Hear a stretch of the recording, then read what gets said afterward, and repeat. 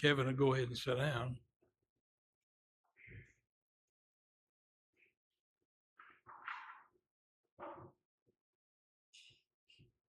Do what?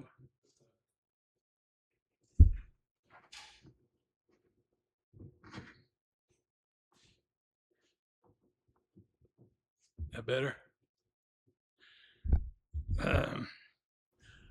I guess he's telling me I'm not Dale, so I need the microphone as close as possible. All right, 11th chapter of Hebrews. Last week we got down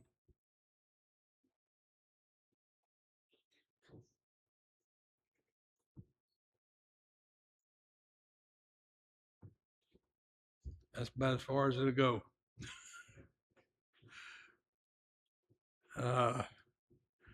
My mama used to call me a loudmouth, but I'm not very loud anymore. All right. Hebrews chapter 11, and we got down to verse 6. Or we were discussing verse 6, no, verse 7, when we dismissed last week.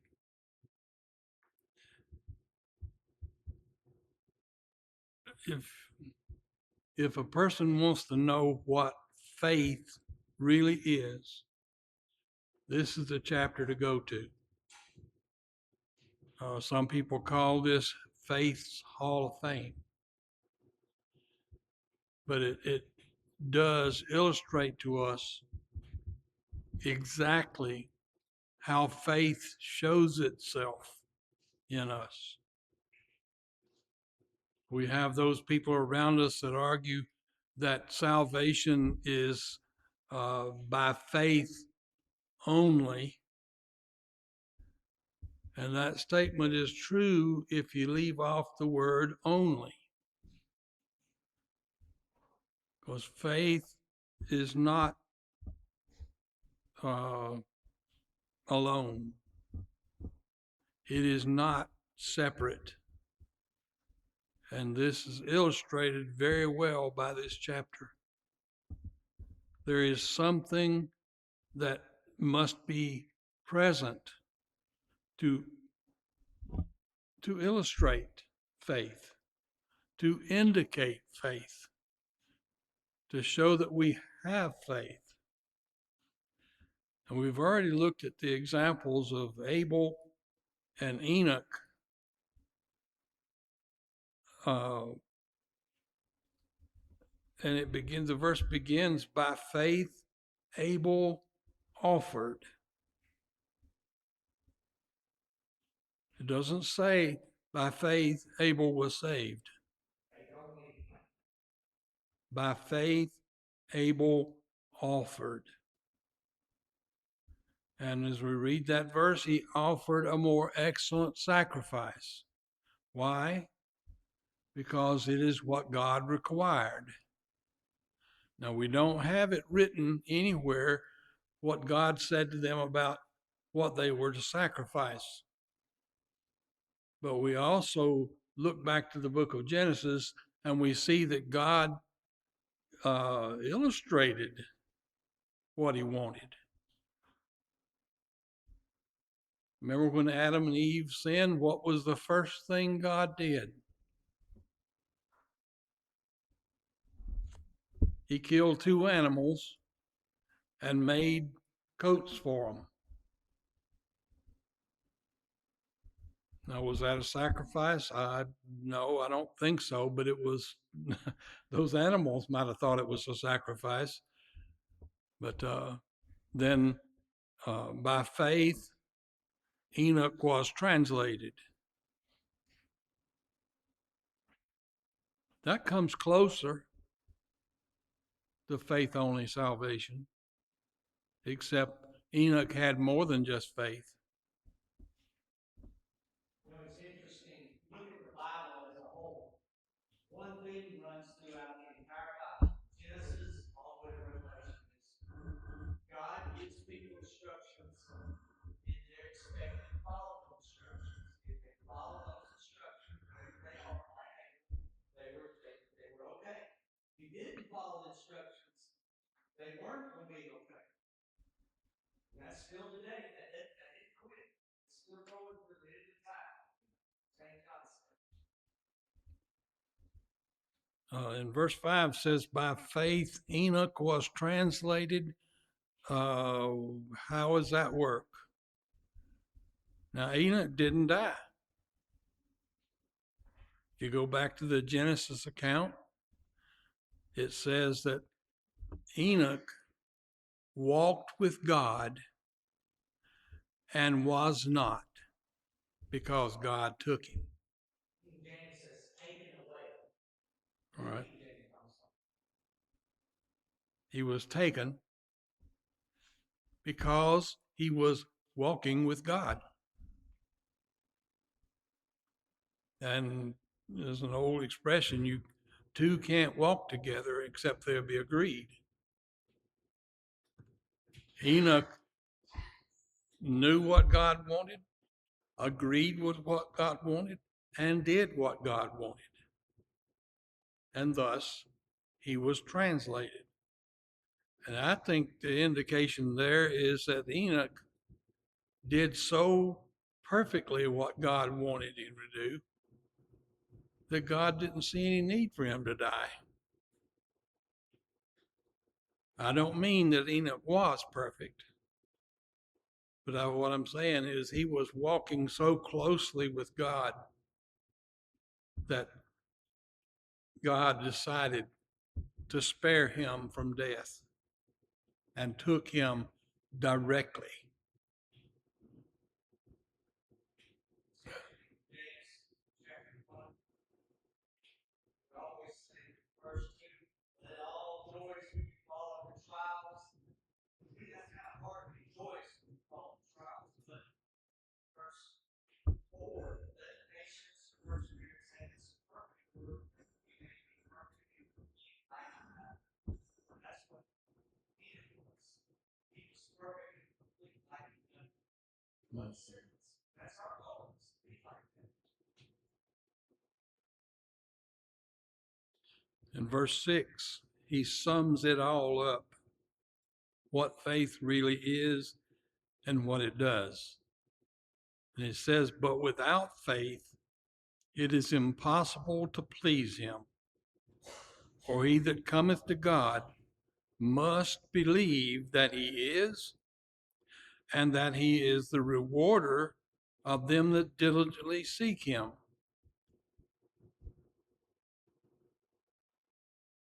Faith recognizes the fact that God is. A person with real faith does not doubt, not even 1 second, that God exists. But it goes further than that now, because the devil believes that.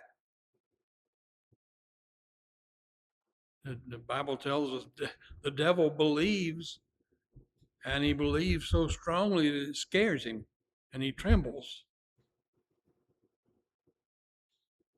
But he doesn't do anything. Matter of fact, he does just the opposite. Must believe that God is, and that he is the rewarder of them that diligently seek him.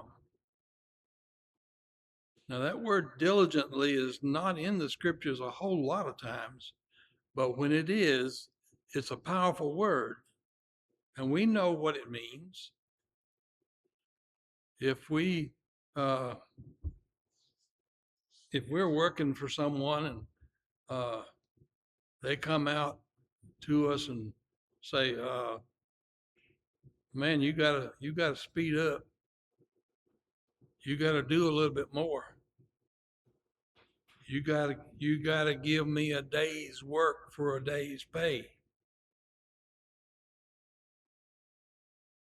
But if we're doing everything we possibly can and even more, what's he going to say when he comes out there? Man, I'm ready to promote you. I'm ready to give you a pay raise. because you work so hard. That's what diligently means.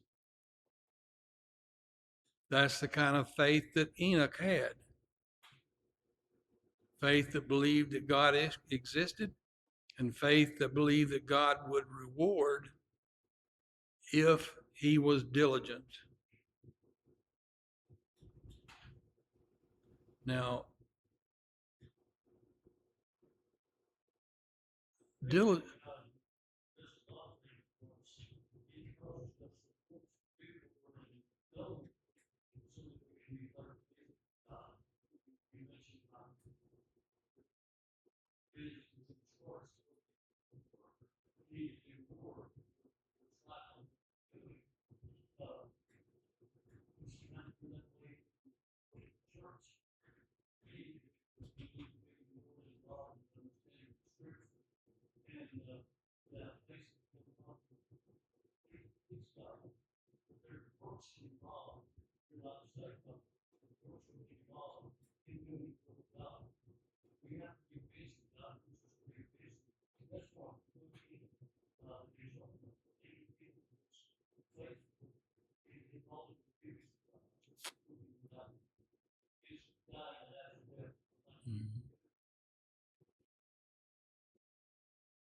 Um,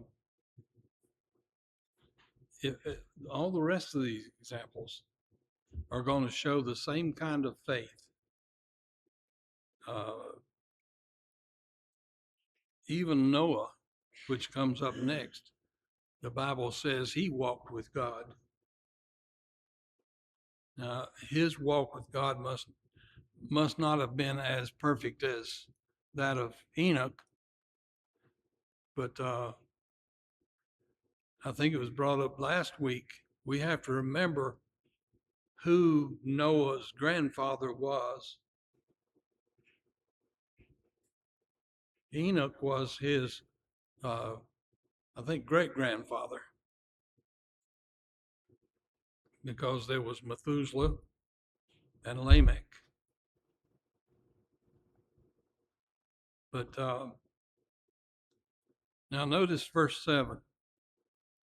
By faith, Noah, being warned of God of things not seen as yet, moved with fear, prepared an ark to the saving of his house, by the which he condemned the world and became heir of the righteousness which is by faith.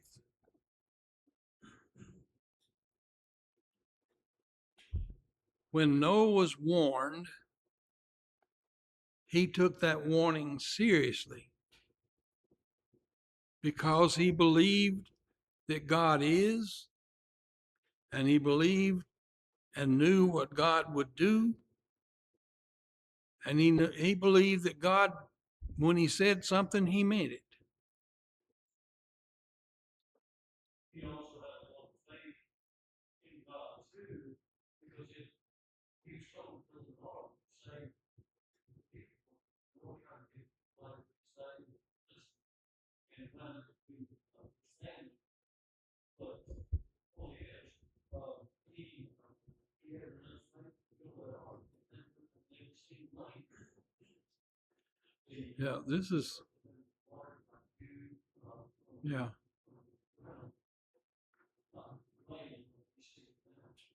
That's part of this. It says he was being warned of God of things not seen as yet.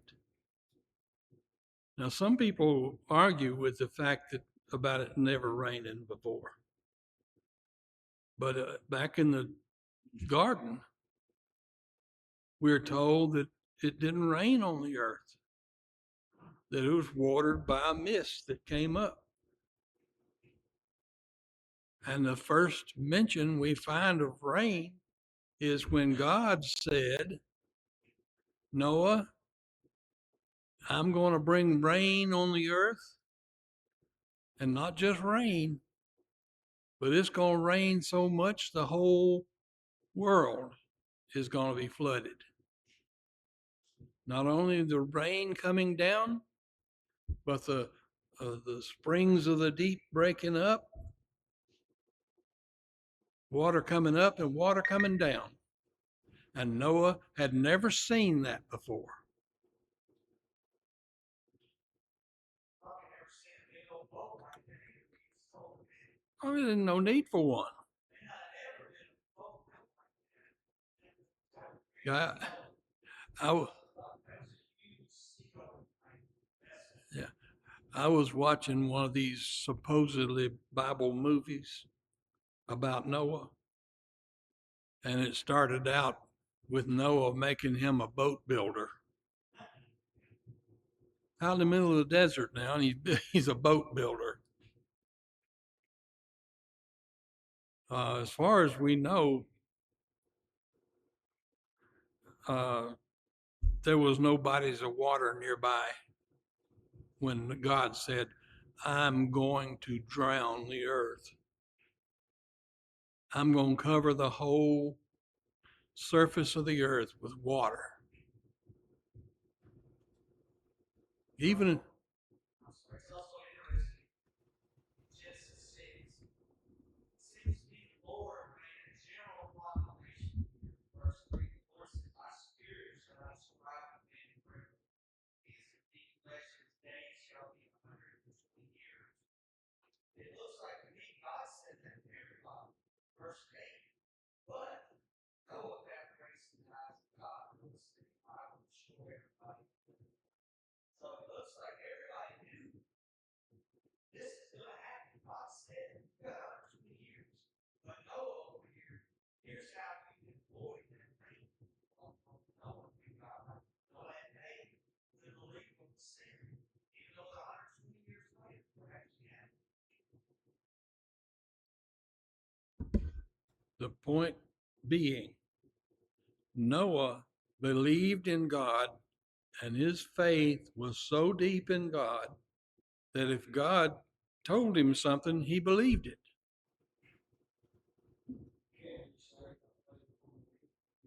Mhm. Noah would not have been saved just by his believing.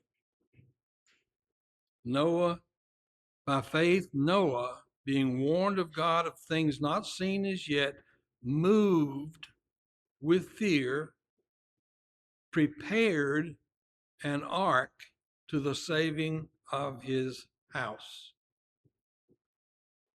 Would he have been saved just by believing? They had to have something to float on. But how many instructions God had to obey Noah over that 100 years of where he did this. He listened to God every day. Now, prepare and all. Um,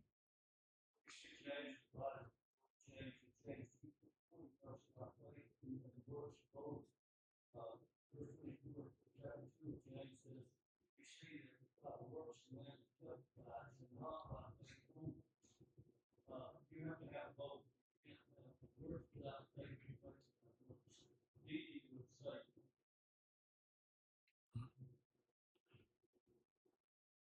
Moving a little further, and another example of faith, verse 8, by faith, Abraham, when he was called to go out into a place which he should after receive for an inheritance, obeyed, and he went out, not knowing whither he went.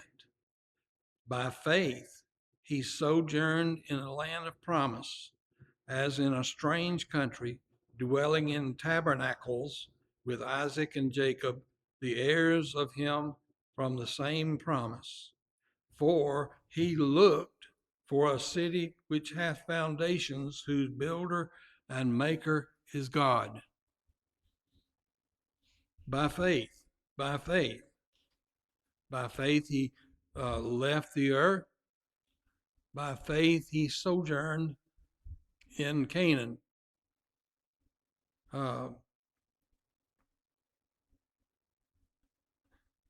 God called him out, telling him that the land I'm going to lead you to is going to be your inheritance. Now, Abraham didn't say, well, God, where is this place? What's the name of it? He heard God and he believed God and he followed God, not knowing where he was going. It didn't matter to him where he was going because God said, I'm going to give this place to you as an inheritance. And by faith, he sojourned. That is, he lived, he existed. Sojourn kind of gives the idea of a nomadic existence, not sitting in one place, but he sojourned. He traveled throughout that land in Canaan. And why did he stay there in Canaan? Because that's where God led him to. And God told him, this is the land I'm going to give you as an inheritance. But yet, how much of it did Abraham ever own?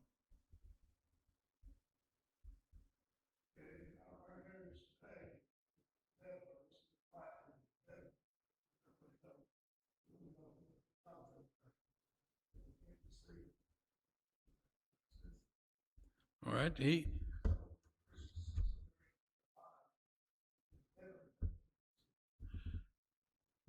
when we read Genesis account, the only piece that Abraham ever literally owned was a burying place, the cave of Machpelah. He didn't own anything before that. Even though he and Lot lived in the land and shepherded their flocks in the land, lived off of the land, they never owned any of it.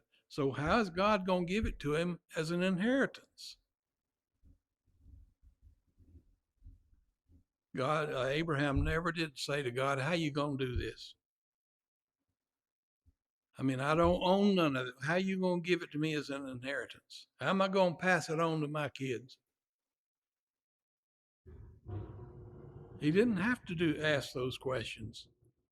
God said, I'm going to give it to you as an inheritance. And he just believed what God said.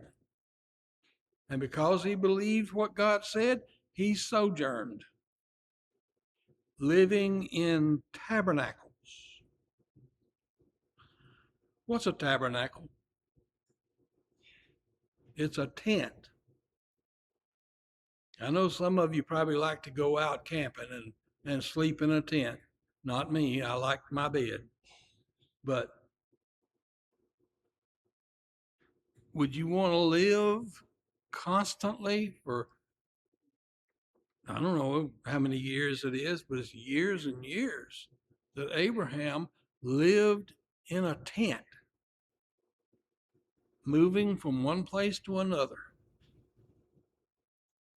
When there came the time to separate Abraham and Lot, they didn't just back up the U-Haul to their house and load it up and move to another house.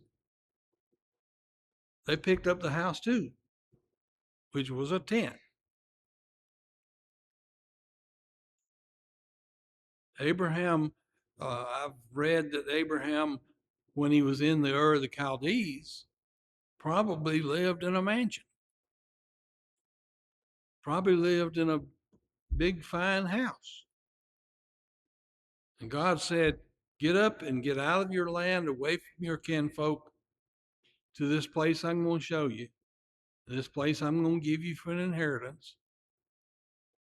He went and lived in a tent.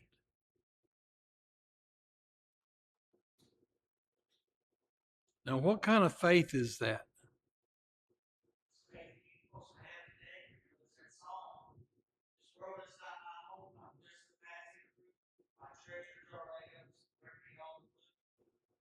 Yeah.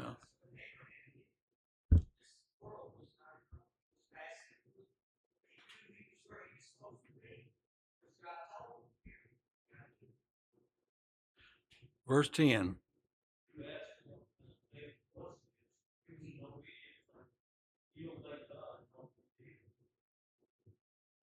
It means that he fully, totally, absolutely trusted everything God said. That's one thing we got to put in the word faith here is trust. Um, for he looked for a city which hath foundations, whose builder and maker is God. He wasn't looking for these little villages here in Palestine. He wasn't looking for Haran. He was looking for a city that was built by God. This is the kind of faith that we must have. And I'm afraid sometimes we don't have. Faith that trusts God's word and trust it ultimately, so that we will sacrifice everything we've got and move out on that promise that God has made and follow completely and totally. He looked for a city which hath foundations, whose builder and maker is God.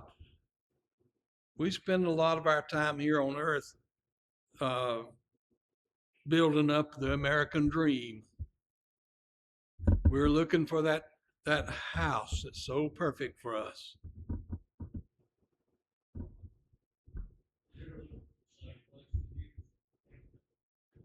We should be.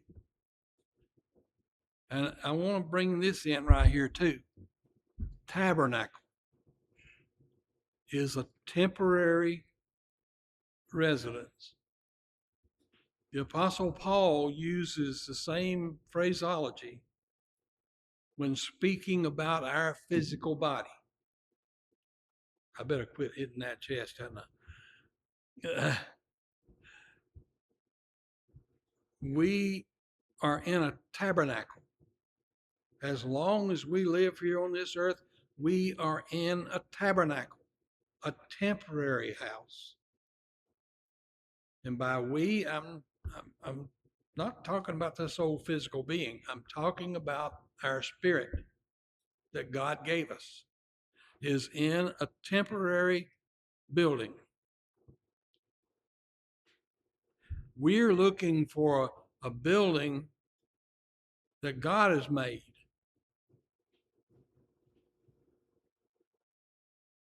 Now we sing that song about the mansion over the hilltop, and we're thinking about the old colonial uh, columns and the big fancy white house.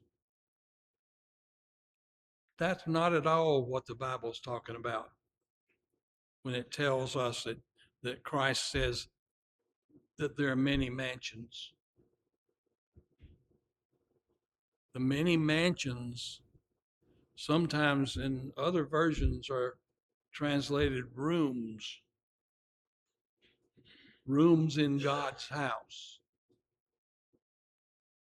What he's saying is there is a perfect dwelling place for our soul.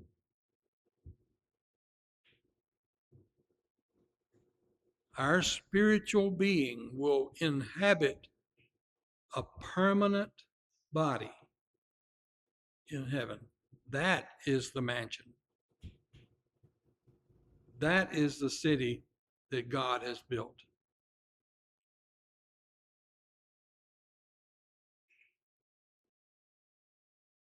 Let's move on a little more quickly, because it would take a month to do this chapter if we go this slow. But going on to the 11th verse, through faith, also Sarah herself received strength to conceive seed and was delivered of a child when she was past age, because she judged him faithful who had promised. I know you remember the story of Sarah hearing the angel promise to God that Abraham was going to have a son, her sitting back there in the tent, and she laughed. How can I do this when I'm old? Later on, she accepts the truth. She accepts what the angel says. She was too old to bear children, according to medical science. But God said, you are going to bear a child, and this child is going to become the father of a great nation. She believed what God said. And because she believed what God said, she was able, she believed that God could and would do what he said. And God did do what he said, even in spite of her trying to help God by interjecting Hagar. And I want you to notice this too. When we try to interject something in what God said, what happens? It just causes trouble. It causes disorder. So the best thing we can do is believe what God said, trust it, and follow it without putting something in, without trying to help God.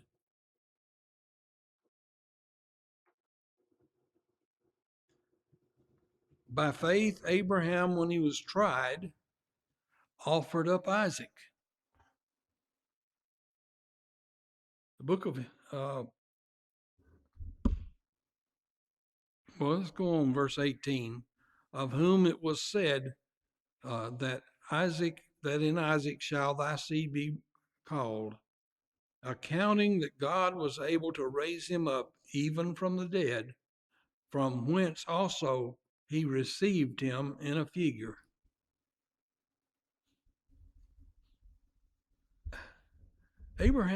God said to Abraham, I want you to take your son, your only son, the son of who? Of Sarah. Not that son that came because Sarah added something in, but the son of Sarah. I want you to take that son and take him up to the mountains of Moriah and offer him as a burnt offering. A burnt offering is very dead.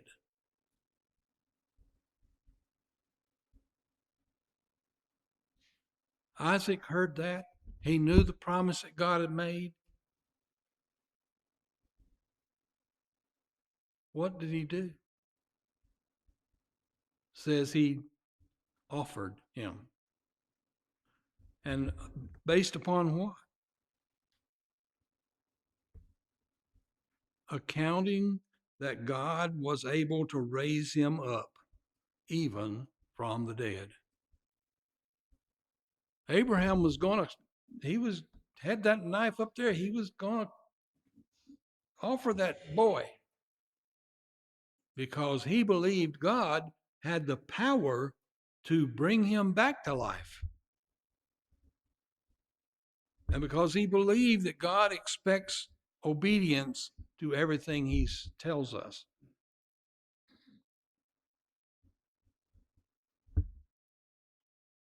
Offer your only son. What is that a picture of? Picture of Jesus Christ, the only Son of God. And I see people lining up outside. I guess our time's up. Do what? One more bell, okay. So his faith was such that he just did what God said without question. Verse 20, by faith, Isaac blessed Jacob and Esau concerning the things to come. And by faith, Jacob, when he was dying, blessed both sons of Joseph. And Joseph, when he died, made mention of the departing of the children of Israel. These three, they trusted in God's word.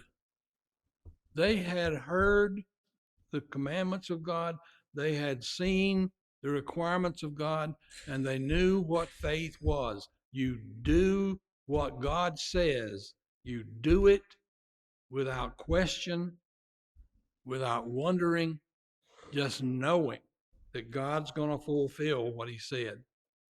Isaac blessed Jacob and Esau. Jacob blessed both of the sons of Joseph, and Joseph, recognizing the promise of God, told his children, "Do not bury me in Egypt." You remember when Jacob died, they didn't bury him in Egypt either. Joseph went and arranged with Pharaoh for him to take Jacob back to their homeland in Canaan to be buried, because they both recognized that God said, "You're not going to be staying in Egypt. You are going to go back to the land of Canaan."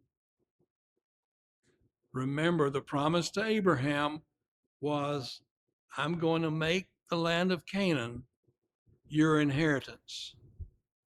Not Egypt, the land of Canaan. So they both, Jacob commanded them to bury him in Israel, in Canaan. And Joseph said, "Remember me when you go out to take my bones with you." Our time is probably more than up. Well, I hadn't heard the bell, but I know everybody's standing up out in the hall waiting on us. So we will stop there.